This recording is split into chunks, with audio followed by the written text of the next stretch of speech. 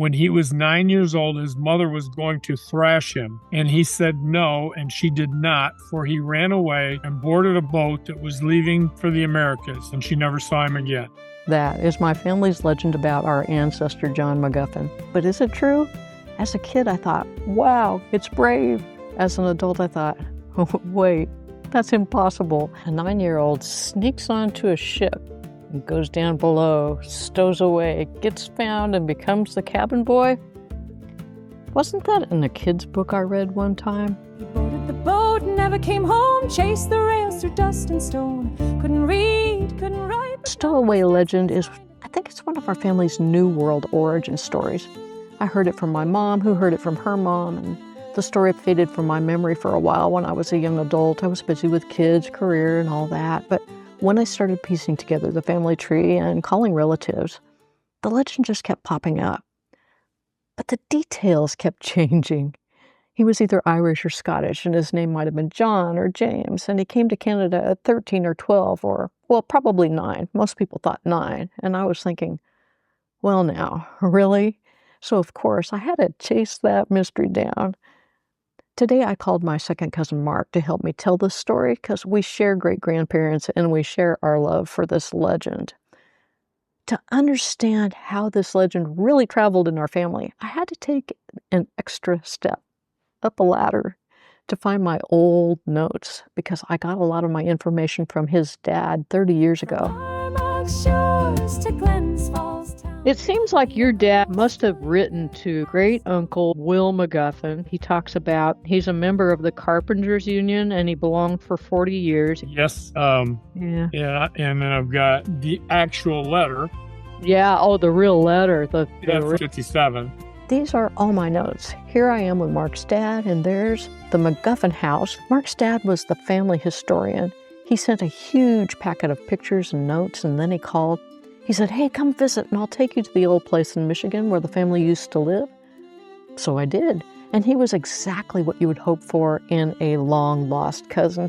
He picked me up at the airport, he gave me a big, huge hug, and he drove me to the house that I just showed you in my notes.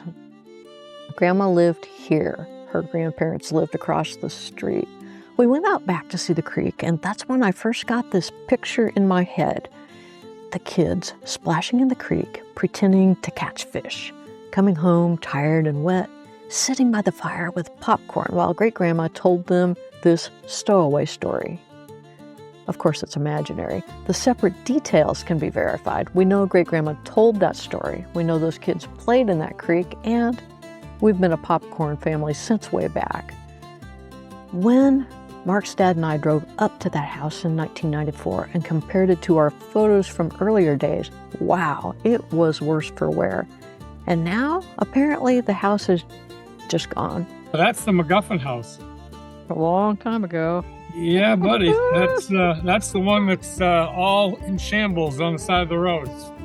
The one that burned down? The track from Detroit to St. Tom with a railman's grit and a workman's calm. Mark's dad gave me this copy of Uncle Will's 1957 letter. That's the one Mark was reading from earlier.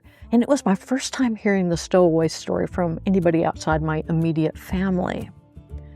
Over time, I found out that the story was floating around through multiple branches of the family. Since John was my second great-grandfather, you can imagine how many cousins that is. I don't have enough fingers and toes to count them all on. Years later, when I started researching the details more seriously, I found 2 death notices in local Canadian newspapers.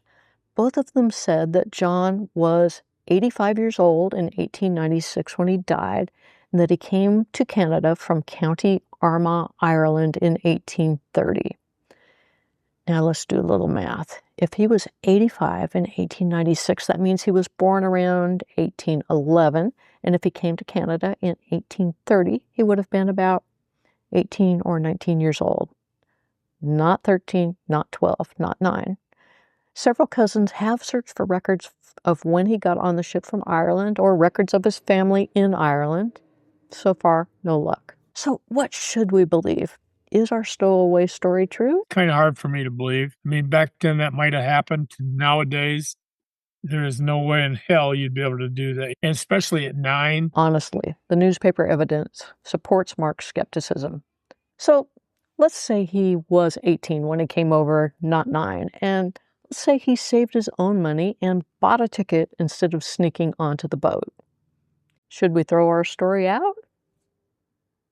Maybe not, because when I started digging deeper into this legend, I found something much more interesting than whether it was true or false, something that has never stopped.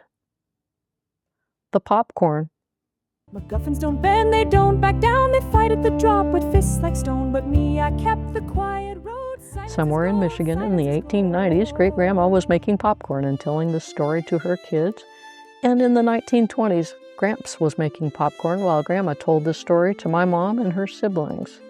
In the 60s, my mom told the story to my brother and me. Gramps was still the popcorn guy because, Mom, I love you, but that healthy stuff with no oil and really light salt? No. Just no. And we were not alone. Through all of those generations, we were part of an extended web of McGuffin descendants crisscrossing North America, popping corn in kitchens large and small, and we didn't know each other, but we knew our story. Each family had a slightly different version, but the underlying message never changed. We came from someone who was brave enough to start over. I keep thinking about my littlest granddaughter. When I tell her this legend, I think I'll enrich it with more details. She's only 3, so we're still a few years away from popcorn because her mom knows all the latest intel. Popcorn is a choking hazard for kids under 5. I wonder if great-grandma knew that. Anyway, Pirate's Booty works just fine for now. Maybe I'll tell her about Grandma sitting around the fire on Saturday night listening to the story. And at the end, one of her brothers will ask, "But Mama, did the ship have an outhouse?"